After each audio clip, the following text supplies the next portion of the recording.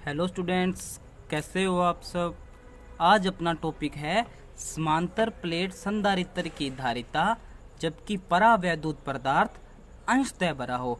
और जो अपने पिछले टॉपिक के अंदर बात की थी वो क्या था, कोई समांतर प्लेट संधारित्र की धारिता जबकि प्लेटों के मध्य कोई पूर्ण रूप से क्या हो, परावैद्युत पदार्थ भरा हो। आज क्या है अपने पास अंशतः, मतलब कुछ पार्ट्स के अंदर, उसके अंदर जो समांतर प्लेट है उनके बीच में कुछ पार्ट में क्या हुआ, अपने पास कोई परावैद्युत पदार्थ भरा हुआ और बाकी के अंदर क्या है, हवा या निर्वात है। तो अपने को क्या निकालनी है, समांतर प्लेट संधारित्र की धारिता जबकि प्लेटों के मध्य जो परावैद्युत पदार्थ है अंशतः भरा हो। तो मैंने क्या कर लिया, कोई दो समांतर प्लेटें मान ली, चालक प्लेटें मान ली। एक पर प्लस क्यू आवेश है, दूसरे पे माइनस क्यू आवेश है। जो प्लस वाली चालक प्लेट उस पर जो पृष्ठीय आवेश घनत्व सिग्मा मान लिया, और माइनस आवेश वाली प्लेट पर पृष्ठीय आवेश घनत्व माइनस सिग्मा है। और दोनों प्लेटों का क्षेत्रफल क्या है, ए है। और दोनों प्लेटों के बीच की दूरी कितनी होती है, डी होती है। तो मैंने क्या किया, इसके अंदर टी मोटाई की कोई एक प्लेट ले ली, कोई परावैद्युत प्लेट है, और इस चालक प्लेट के बीच में लाके रख दी। तो मतलब माध्यम कितनी दूरी के अंदर भरा हुआ है, टी दूरी तक भरा हुआ। अगर मैं डी माइनस टी की बात करूं, अगर टी मोटाई इतनी है, बाकी कितनी रह जाएगी, डी माइनस टी। तो वहां पे क्या है, माध्यम हवा या निर्वात है। तो देखो चित्रानुसार माना कि समांतर प्लेट संधारित्र की प्लेटों के मध्य आंशिक टी मोटाई की एप्सिलॉन आर परावैद्युत वाले माध्यम की पट्टिका रखी हुई है। तो शेष डी माइनस टी मोटाई में हवा या निर्वात माध्यम क्या होगा, उपस्थित। मतलब माध्यम कितनी दूरी तक है, टी दूरी तक, या टी मोटाई कह सकते हो। और हवा या निर्वात का माध्यम कितना, मतलब दूरी कितनी रहेगी, टी, डी माइनस टी रहेगी, उपस्थित होगा। इस स्थिति में संधारित्र की प्लेटों के मध्य विभवांतर वी हो। तो अगर अब मेरे को क्या करना है, धारिता ज्ञात करने के लिए, धारिता बराबर क्या होता है मैं यहाँ बता देता हूँ, सी बराबर क्यू अपॉन में वी। वी क्या होता है, दोनों प्लेटों के बीच की धारिता, और क्यू क्या होता है, किसी भी एक चालक प्लेट के आवेश का परिमाण। तो यहाँ पर समांतर प्लेट संधारित्र की प्लेटों के मध्य विभवांतर ज्ञात करने के लिए तो मैं क्या करूँ, पहले मैं क्या कर लूंगा, हवा या निर्वात के बीच में विभवांतर ज्ञात कर लिया, प्लस में क्या कर दूं, किसी माध्यम में विभवांतर, और दोनों को जोड़ दूंगा तो मेरे पास क्या आ जाएगा, इस टोटल प्लेटों के बीच में क्या आ जाएगा, विभवांतर आ जाएगा।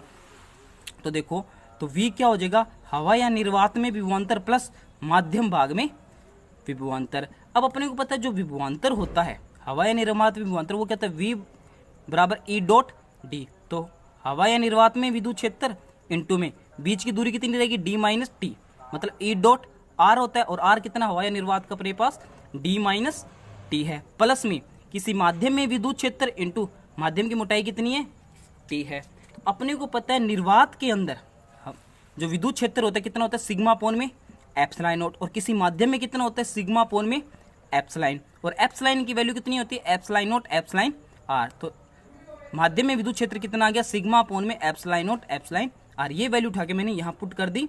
तो देखो हवा या निर्वात में विद्युत क्षेत्र सिग्मा अपॉन में epsilon naught d minus t, plus में सिग्मा अपॉन में epsilon naught epsilon r into में टी।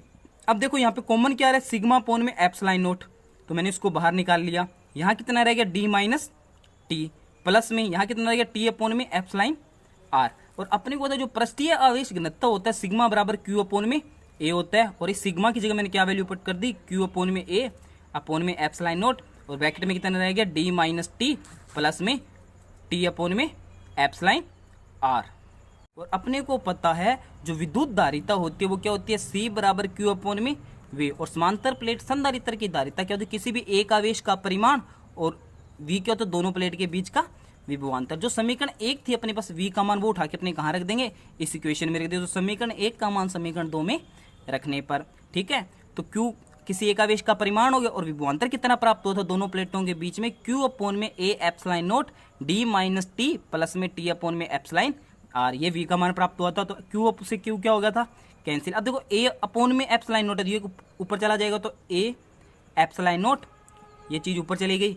यहाँ क्या रहेगा, डी माइनस टी, प्लस में टी अपॉन में एप्सिलॉन आर। तो ये आ गया समांतर प्लेट संधारित्र की धारिता जब प्लेटों के मध्य आंशिक मोटाई की क्या रखी हो, कोई प्लेट रखी हो। एक बात और देखो, अगर डी का मान टी के बराबर हो जाए, मतलब कोई जो अपने पास जो प्लेट थी परावैद्युत माध्यम की, अगर वो पूरे में भरी हो, तो डी बराबर क्या ले सकते हैं, टी ले सकते हैं। तो यहाँ पे कितना हो गया, डी माइनस डी कितना हो गया, जीरो, प्लस में टी आ गया, एप्सिलॉन नोट कहाँ चला जाएगा ऊपर। अगर पूरा माध्यम भरा होगा तो अपने को पता फॉर्मूला क्या होता है, ए एप्सिलॉन नोट, ये एप्सिलॉन आर ऊपर चला जाएगा अपोन में टी। कल अपनों ने ये देखा था। अगर मान लो इसके अंदर पूरे के अंदर क्या भरा हो, कोई हवा या निर्वात हो, हवा या निर्वात होगी तो टी का मान कितना हो जाएगा, 0।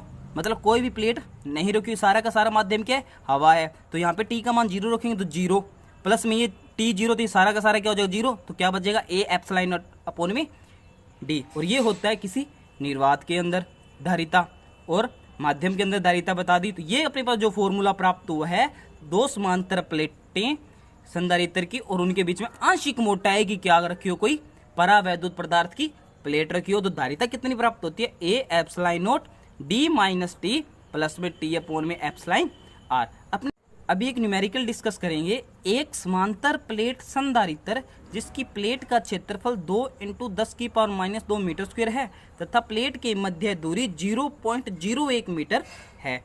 प्लेटों के मध्य 6 mm मोटाई की एबोनाइट की प्लेट, मतलब परावैद्युत पदार्थ क्या दिया अपने को, एबोनाइट प्लेट दी, और जिसका परावैद्युतांक एप्सिलॉन आर की वैल्यू कितनी दी हुई है, 3 है। मतलब जो एबोनाइट की प्लेट है उसका परावैद्युतांक कितना है, 3 है।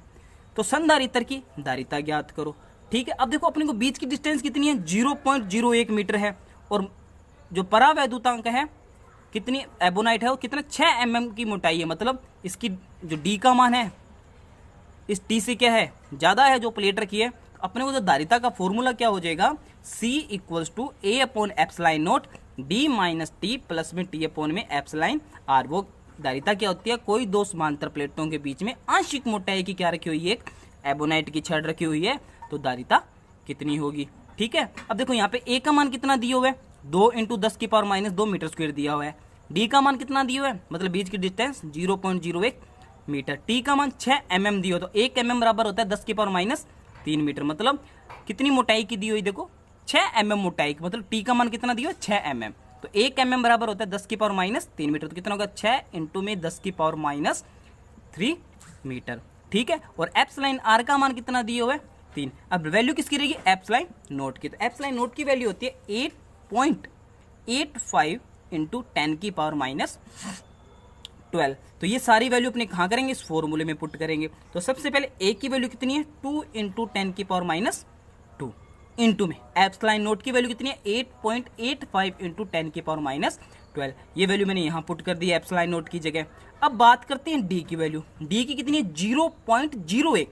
0.01 माइनस कितना है टी, टी की वैल्यू कितनी है, 6 × 10⁻³ 6 × 10⁻³ प्लस टी की वैल्यू हुई 6 × 10⁻³ अपोन में 3। ठीक है, अब जब 8.85 को 2 से मल्टीप्लाई किया तो कितना आ गया, 17.70। 10⁻12 और 10⁻² कितना होगा, 10⁻14। ठीक है, देखो 0.01 वैसे का वैसा रख दिया मैंने। अब देखो -6 × 10⁻³ है, और इधर देखो 3 को इससे मैं कैंसिल करूँ तो कितना आ गया, प्लस में 2 × 10⁻²।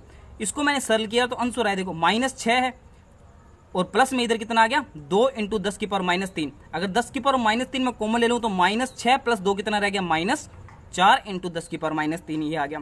ठीक है, अब आगे देखते हैं। तो 17.70 × 10⁻14 मैंने वैसे का वैसा लिख दिया, 0.01 भी मैंने वैसे का वैसा लिख दिया, माइनस अब इस 4 को मैंने सरल किया तो क्या लिख सकता हूँ, 0.00